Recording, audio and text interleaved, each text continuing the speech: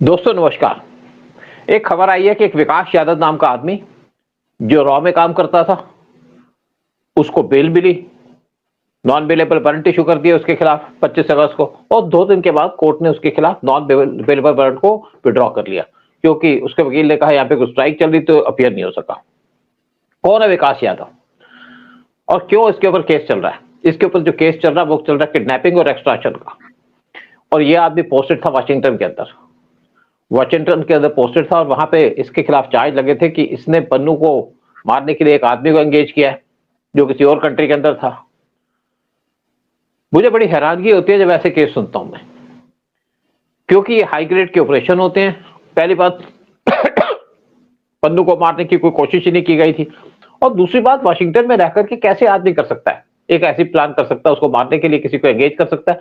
ये high grade के operation होते हैं, ये बेसिकली हेडक्वार्टर से किए जाते हैं अगर ऐसा कोई ऑपरेशन चलता भी है तो, जैसे अननोन गनमैन का ऑपरेशन चल रहा है।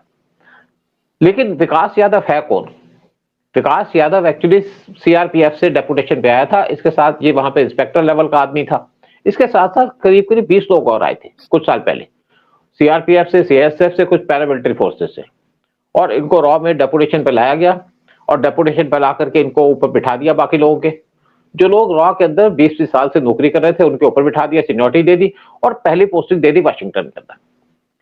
और रॉ में कोई नया आदमी आता है, कोई भी आता है, उसको पहली पोस्टिंग मिलती है तो उसको वाशिंगटन न्यूयॉर्क नहीं मिलती या लंदन नहीं मिलती, उसको भेजा जाता है किसी और कंट्री के अंदर ताकि वो एक्सपीरियंस गेन कर सके।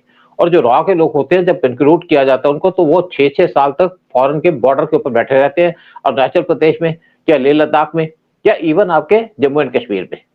फिर उनकी यहाँ पोस्टिंग होती है 3 साल के बाद, 3 साल के फिर भेज दिया जाता है। लेकिन ये जो लोग आते हैं सीआरपीएफ वगैरह से, इनको सबके ऊपर बिठा दिया गया बगैर किसी एक्सपीरियंस के, बगैर किसी नॉलेज के, बगैर इंटेलिजेंस के नॉलेज के, और इनको सीनियर बना दिया गया बाकी लोगों से। बाकी लोगों को कैरियर खराब कर दिया गया, क्योंकि आप 20 लोगों को लाएंगे तो 20 लोग आपके जो सीनियर पोस्ट बैठे हैं उनको पीछे चला गया और इनको फॉरेन पोस्टिंग दे दी गई, स्पेशली वाशिंगटन। तो इसी इशू पे बात करने के लिए हम हमारे साथ बैठे होते शंकर पानी जी। ये पुराने मेरे दोस्त हैं, बचपन के दोस्त हैं, तो इनको भी रॉ की नॉलेज है, बहुत सी चीजें मेरे सुनते रहते हैं मेरे से, और बहुत सी चीजों को जानते भी हैं। तो उदय शंकर पानी जी, आप क्या कहेंगे विकास यादव जैसे आदमी जो सीआरपीएफ से ला करके रॉ में बिठा दिए जाते हैं, जिससे रॉ के लोगों की जिंदगी खराब हो जाती है? सर, जैसा आपने सही कहा कि रॉ के जो उस ट्रेनिंग पीरियड के अंदर इनको बॉर्डर एरिया में भेज दिया जाता है। तो मेरे एक अंकल थे, उनको हम लोग जेम्स बॉन्ड अंकल बोलते थे।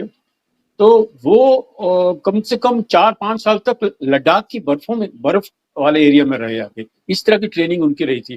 फिर देन ही became first secretary in Nepal also. आप भी नेपाल गए हो जाके? जी बिल्कुल। That was I think that was in 86-87 की बात मैं कर रहा हूँ। ओके। सर, ये क्या है कि ये ऐसे सेंसिटिव पोस्टिंग्स होती हैं जहां अगर आप नेशनलिस्ट नहीं है, देशभक्ति की अगर आपके अंदर आग नहीं जल रही, तो you can not do justice to these jobs. और ये मुझे लगता है कि आपके ये यादव साहब डेफिनेटली किसी बिहार या झारखंड से आए हैं, किसी मिनिस्टर के रिकमेंडेशन पे आ गए। तो इसने तो सर भट्टा बिठाना ही है, इसने तो खाली पैसा ही कमाना है। देखिए, ये he is not gone through that training. तो ये आया और अचानक इसको इतनी बड़ी पोस्टिंग अमेरिका में भेज दिया गया जाके। तो डेफिनेट, और तो he is definitely, I would say people like him are danger to even organisation like रॉ और आईबी और एनआईए। तो इनके ऊपर केस होना चाहिए, और immediately he should be set an example of manipulating and taking advantage of this important posting जो गवर्नमेंट देती है और आपको काफी पावर भी देती है।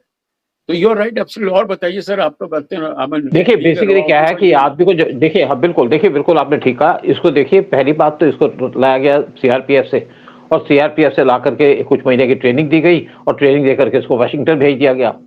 ऐसे कैसे हो सकता है? क्योंकि जो रॉ का डिस्ट्रक्शन हुई है ये डेपुटेशन के लोगों ने की है, और मैं बहुत से लोगों से बात कर रहा था, वो कहते हैं कि हमारी तो जिंदगी खराब कर दी।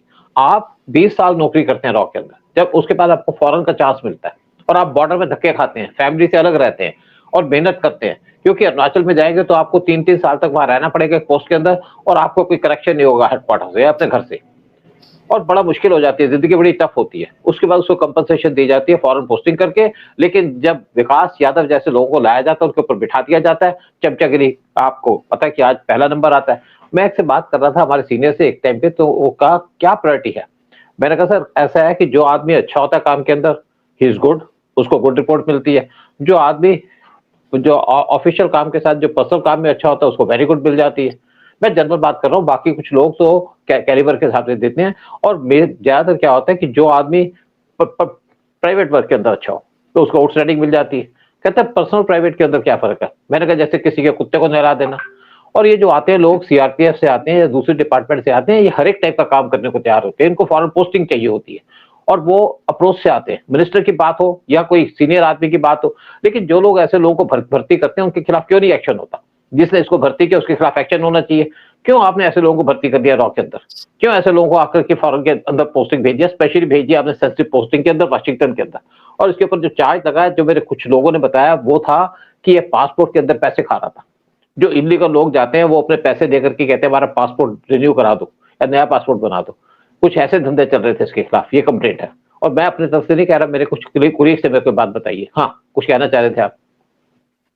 सर एक चीज बताइए कि सपोज रॉ का एक ऑफिसर है या एनआईए का ऑफिसर है या आईबी का ऑफिसर है, तो उसको कैसे उसकी सर्विसेज के ऊपर कैसे नजर रखी जाती है कि भाई वो आदमी कभी गड़बड़ ना कर सके।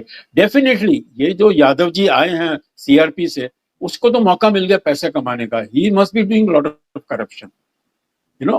बिल्कुल। लेकिन इनके ऊपर भी नजर होनी चाहिए। I am sure our home minister, our home ministry, MIA, MEA, तो they must be, MEA is external affair, home MHA ministry. MH देखो, बेसिकली मैं आपको सिंपल सी बात बता दूं, जो भी आदमी गवर्नमेंट सर्विस में आता है उसकी पूरी इंक्वायरी की जाती है। एक बेसिक इंक्वायरी होती है, वो आईबी करती है या आपकी लोकल पुलिस करती है। लेकिन रॉ के अंदर अपनी इंक्वायरी की जाती है। जब कोई रिक्रूट होता है तो उसकी इंक्वायरी होती है। जब रॉ के अंदर काफी साल तक काम करता है, जगह जगह पे काम करता है, तो उसकी रिपोर्टें आती हैं कि कैसा आदमी कैसी बात कर रहा है। अगर किसी का करप्शन के चार्ज आए तो उसको फौरन नहीं भेजा जाता।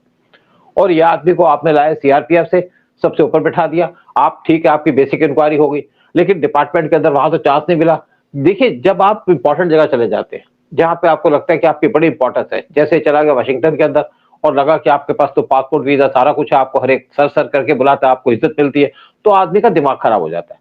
और ये जो लोग जो बगैर ट्रेनिंग के रॉ में आते हैं, प्रॉपर ट्रेनिंग नहीं होती इनके पास, क्योंकि ये तो पुलिस के आदमी है। और ये जब इनको इंपॉर्टेंट पोजीशन मिलती है तो इनका दिमाग खराब हो जाता है। इनको लगता है कि यहाँ तो बहुत पैसे हैं। क्योंकि मैं आपको बता दूं बड़ी क्लियर सी बात, कि एक आदमी जो इलीगल तरीके से बैठा होता है किसी कंट्री के अंदर, जैसे चला गया है यहाँ पे जाकर के उसने अपना पासपोर्ट डिस्ट्रॉय कर दिया, फिर वो चाहता है कि मेरे को पासपोर्ट मिल जाए। पासपोर्ट आराम से मिलता नहीं है। लेकिन कोई करप्ट आदमी मिल जाए तो उससे पैसे लेके आप $500 ऑफर करते हैं कि आप $500 लेके मेरा पासपोर्ट बना दो। तो कुछ लोग ऐसे काम करते हैं जिस तरीके से उनको इंपॉर्टेंस मिलती है, पैसा मिलता है। और इसी तरीके से इसकी कंप्लेंट हुई थी यूएस के स्टेट डिपार्टमेंट के अंदर कि आदमी लोगों से पैसा खा रहा है, और इसीलिए इसको टारगेट किया गया। और जहां तक बात है कि इसने किसी आदमी को रिक्रूट किया बंदों को मारने का, वो बात बेसलेस है, उसमें कोई दम भी नहीं है। और ये काम वो वहां से कर ही नहीं सकता। अगर ये काम होगा तो हेडक्वार्टर करेगा, क्योंकि यहाँ पे हाई ग्रेड ऑपरेशन चलते हैं हेडक्वार्टर से। लेकिन ये आदमी ने वहां पे पैसे खाए और नोटिस में आ गया तो उसको वापस बुला लिया गया। जब वापस आया तो उसके बाद इसके ऊपर केस फाइल कर दिया गया कि इसने एक्सट्रैक्शन, इस एक किसी आदमी को किडनैप कर लिया और उसको एक्सट्रैक्शन की। वो केस चल रहा है इसके ऊपर। और वो केस के ऊपर जो इसको जो वकील मिला है वो इसको रॉ ने प्रोवाइड किया हुआ है, क्योंकि अप्रोची आदमी को बहुत हेल्प मिलती है। और आप देखिए ना कि रॉ का आदमी इसको रिक्रूट भी कर रहा है, उस आदमी के खिलाफ क्यों नहीं एक्शन लिया गया, क्यों ऐसे आदमी को भर्ती किया गया, और ऐसे आदमी को क्यों वाशिंगटन भेजा गया, इसकी पूरी इंक्वायरी होनी चाहिए। और पूछा जाना चाहिए कि आपने किस कैलिबर से इसको भेजा फॉरेन के अंदर, स्पेशली वाशिंगटन के अंदर। हाँ सर डेफिनेटली इंक्वायरी होगी और इनके ऊपर नजर रखी जाती है। जिस तरह से अभी आप देखेंगे वाइस प्रेसिडेंट हमारे हैं, तो उनके ऊपर भी नजर रखी गई थी। जो उनकी इलीगल हरकतें हो रही थी, जो मोदी जी को किस तरह से डिसलॉज करने की कोशिश कर रहे थे, तो और मेरे ख्याल से एक इन्होंने अपना अच्छा होम मिनिस्टर आई ही वो पूरे चाणक्य नीति वाले हैं, देखो उनको इसको इंटेलिजेंस देखो का इसके ऊपर होम इंटेलिजेंस का उदय, काफी इसके ऊपर उन्होंने होम stick मिनिस्टर रखा। उदय, इसके ऊपर होम मिनिस्ट्री का कोई रोल नहीं है। होम मिनिस्ट्री का कोई रोल नहीं है, वो कुछ नहीं कर सकते इसके ऊपर। ये कोई मिनिस्टर थोड़ी देखता है। मैं आपको बड़ी क्लियर बता दूं कि बेसिकली ये आदमी 4 महीने जेल में रह के है, तिहाड़ जेल के अंदर, क्योंकि इसके ऊपर पुलिस का केस है, तो इसको डिसमिस नहीं किया गया। यानी कि आदमी सस्पेंशन के अंदर चल रहा है। इसको 65% या 70% इसको पेंशन मिलती है। जब किसी पे क्रिमिनल केस फाइल होता है तो जब तक तो केस खत्म नहीं होता कोई एक्शन नहीं लिया जा सकता। तो इसको 60% या 70% इसको पेंशन मिल रही है इस टाइम पे। होम मिनिस्ट्री का इसमें कोई रोल नहीं है। जब आदमी रॉ में आता है तो रॉ वाले खुद देखते हैं इसको। लेकिन मेन बात है कि आपने आदमी को रॉ पे भर्ती तो करा लिया, कौन आदमी है जिसने इसको वाशिंगटन भेजा, और कौन आदमी है जिसने इसके ऊपर जो इसको वहां से लेके आया, तो उसके ऊपर एक्शन होना चाहिए। जब तक हम ऐसे लोगों पे नजर नहीं रखेंगे जो लोग इस चीजों में इन्वॉल्व होते हैं, तो यहाँ पे सब चीजें ठीक नहीं हो सकती। और ये जो विकास यादव है, जिस तरीके से इसका बिहेवियर है, जिस तरीके से इसने यहाँ पे किसी को पकड़ के, एक रोहिणी का आदमी है, उससे एक्सटॉर्शन की, किडनैप किया उसको, और इसके ऊपर केस चल रहा है, तो ऐसे आदमी को तो बख्शना ही चाहिए। और इसको मेंशन करना कि रॉ का आदमी किसी भी तरीके से वैलिड नहीं है। और ये लोगों से रिक्वेस्ट करूंगा कि इस वीडियो को शेयर करिए, कि चैनल को सब्सक्राइब कीजिएगा। जय हिंद, जय भारत।